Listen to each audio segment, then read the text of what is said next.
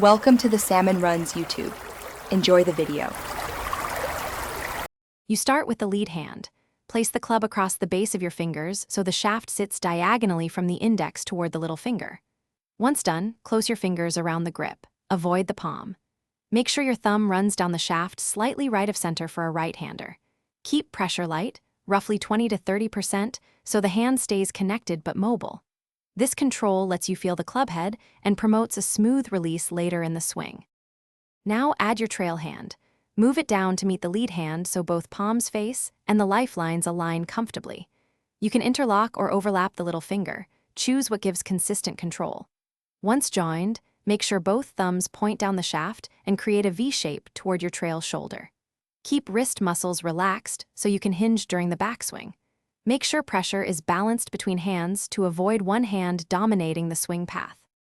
Finish by checking alignment and doing slow half swings to feel connection.